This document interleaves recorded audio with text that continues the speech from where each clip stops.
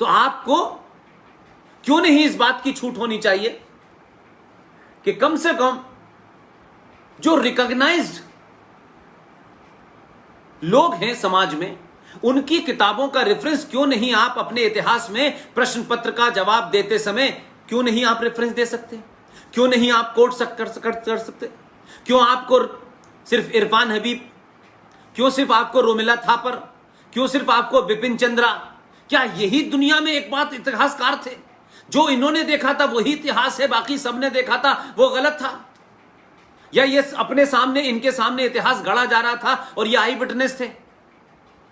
आज भी हिंदुस्तान में 240 न्यूज़पेपर्स, टेलीविजन है, कई सारे अखबार हैं, लेकिन हर अखबार का एडिटोरियल अलग होता है। हर अखबार किसी न्यूज का ट्रीटमेंट अलग करता है। तो ये कौन तय करेगा कि किसके अखबार का ट्रीटमेंट ठीक है, किसकी इंटरप्रिटेशन ठीक है? कि नहीं साहब, आपको इसी का रेफरेंस देना है क्योंकि ये बहुत महान अखबार है जो चेन्नई से छपता है, तो ये तय नहीं होगा। इसलिए आज इंफॉर्मेशन है, आप अपनी इंटरप्रिटेशन दीजिए, तथ्यों पे दीजिए। इसलिए आपके पास जब इंफॉर्मेशन ज्यादा होती है तो आपको अपने तथ्यों को करेक्ट करने में ज्यादा आसानी होती है। 20-30 साल पहले एक ही सोच के लोगों की जमावड़ा था, उन्हीं के पास ज्ञान था, बाकियों के पास था नहीं।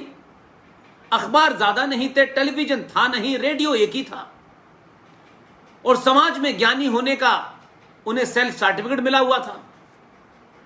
जोड़ तोड़ से नौकरियां मिल गई, नौकरी मिलने के बाद आप प्रोफेसर हो गए तो आप ज्ञानी भी हो गए। तो आपके नाम के आगे क्या लिखा है यह आपको ज्ञानी नहीं बनाता, यह आपको ये तो बनाता है कि आप उस कोर्स को पढ़ाते पढ़ाते 60 साल हो गए, लेकिन आप में इतनी हिम्मत नहीं हुई कि इन 60 सालों में हजारों खोजें हुई, हजारों तथ्य मिले, तो अपने उस सब्जेक्ट के अंदर उसके साथ साथ नई खोजों को भी जोड़ लें। तो ये एक बीमारी है हमारे यहां। इसलिए मैंने ये सब किताबें बताई, और ये सब वो किताबें हैं जिनको आज के जमाने में एक फैशन है कि आप जब किसी भी एक खास विचारधारा के, एक खास मजहब के लोगों को जब काउंटर करते हैं तो वो कहेंगे नहीं देखिए साहब, ये तो किसने लिखी है किताब, ये तो देखिए राइट विंगर लिखते हैं, अपने आप झूठ लिखते हैं। लेकिन उन्हें अपना लिखा हुआ अल्लाह से उतर के आता है, आसमानी किताब लगती है। और आप अगर कोई और दूसरा आपके बीच में से कोई नया नैरेटिव दे दे तो वो आपको रिजेक्ट कर देते हैं। ये गैंग बना हुआ है, ये गिरोह है, और ये गिरोह सत्ता ने इनको पाला और सत्ताओं ने उनको ईंधन दिया। और पिछले 70 सालों में ऐसे ही लोगों को रिसर्च कराई गई, ऐसे ही लोगों को प्रमोट किया गया। लिहाजा एक नैरेटिव इस देश में बनाया, और उस नैरेटिव के कारण सवाल यह है कि आज 70 सालों के बाद यह देश ये तय नहीं कर पा रहा है कि इस देश को तोड़ने और लूटने वाले लोग महान थे या इस देश को बचाने वाले लोग महान थे। लिहाजा कैसे कैसे नैरेटिव क्रिएट किए गए आप देखिए। यह बात मैं इसलिए कह रहा हूं कि आज हमारे यहां एक बड़ा संकट है। राष्ट्रवादी ताकतें, बहुत सारे संगठन हैं, लेकिन जैसे ही आप कुछ प्राप्त कर लेते हैं, कोई कुर्सी प्राप्त कर लेते हैं, आपको लगता है कि अब हमारी लड़ाई समाप्त हो गई, अब हमारा एक जगह पे पद है, समाज में हमारा पद बना हुआ है, तो फिर आपको सबको अच्छा दिखना होता है।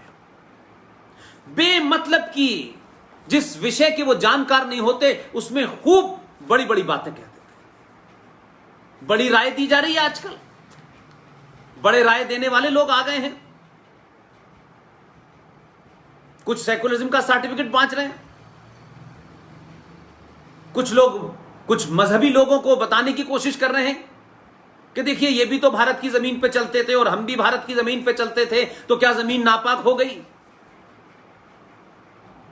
इसलिए बहुत बारीकी से आपके जहन के अंदर वो बातें कही गई जिससे आप कभी अपने गौरवशाली इतिहास और आप अपने सम्मान को ऐसा महसूस न कर पाए कि हमारे पूर्वज कौन थे, उन्होंने क्या शौर्य का काम किया, क्या खोजें की, क्या दुनिया को दिया, यह पता न चले। तो देखिए, एक बहुत बड़ा मक्कारी का जुमला मैं पिछले काफी समय से सुन रहा हूं और आजकल वो बहुत पॉपुलर हो रहा है। टेलीविजन पे एंकर भी बोलते हैं, न उर्दू आती है, न इस्लाम को जानते हैं, न शब्दों का मतलब जानते हैं, चल रहा है। लेकिन बीमारी है हमारे यहां, क्योंकि एंकर को बैठ करके भी बैलेंस करना है।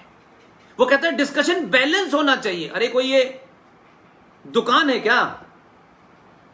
अगर आपकी बात है तो है, उसमें बैलेंस करने के लिए आपको नई दो चीजें खोज के लानी पड़ेंगी और बैलेंस करना पड़ेगा कि नहीं, हमारी ये खबर सेकुलर होनी चाहिए।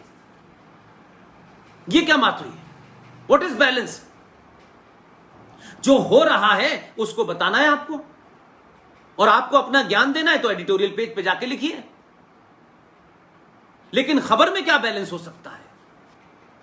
इसीलिए हमारे यहां एक मक्कारी भरा जुमला कैसा था, और आज बहुत इंतजाम हो रहा है, क्योंकि आज कल राम मंदिर का, मर्यादा पुरुषोत्तम राम के मंदिर पे जिन जिहादी और आतंकवादियों ने उनके जन्म स्थान पर उस मंदिर को तोड़ करके एक नाजायज तरीके से एक स्ट्रक्चर खड़ा कर दिया और उसे कहा यह मस्जिद है। अब इस विवाद में नहीं जाना चाहता, वो विवाद सुलझ गया है, सुप्रीम कोर्ट ने सुलझा दिया है। लेकिन अब एक नई कहानी होने लगी है। यकायक इस देश के सनातनियों को और हिंदुओं को यह बताया जाने लगा कि देखिए, भगवान राम को इकबाल जैसे फ्रॉड ने, इकबाल जैसे जिहादी ने,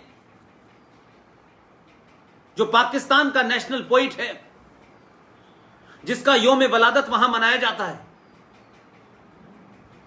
उसने कहा कि इमामे हिंद है राम। और हमारे यहां के मूर्ख लोग जो आजकल बड़ा सर्टिफिकेट दे रहे हैं, मैंने सुना है कि कोई मिट्टी लेके कहीं से पहुंच रहा है, सबको भगवान राम याद आने लगे।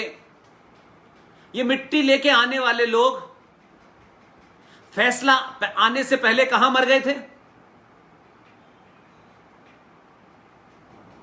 भगवान राम का मंदिर या राम का कोई मंदिर स्थापित होता है तो उसकी बाकायदा प्राण प्रतिष्ठा होती है, उसकी पूजा होती है, वो उन मंत्रों से होती है। उसमें ये मट्टी डालने वाले लोग मजहबी कहां से आ गए?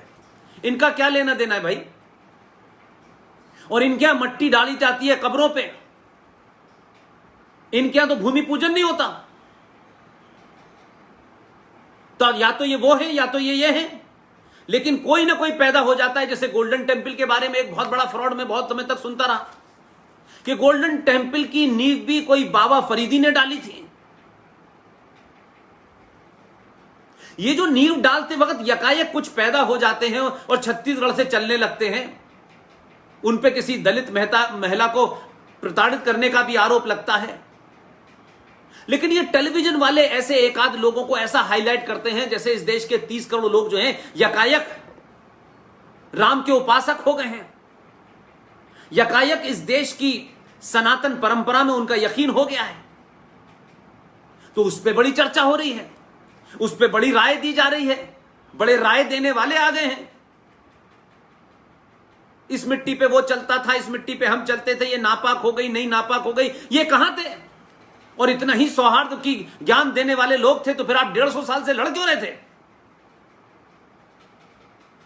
हजारों लोग मरे हिंदू मुसलमान के नाम पे, हजारों परिवार उजड़ गए। तब 2-4 मिट्टी लाने वाले खड़े हो जाते कि गोली हमें पहले चलेगी, कुठारी बंधुओं को कैसे तुम मारोगे, हमारी लाश पे मस्जिद बनेगी। तो ये जो जोकर पैदा हो जाते हैं यकायक, और ये नेशनल हेडलाइन ग्रैब करने लगते हैं।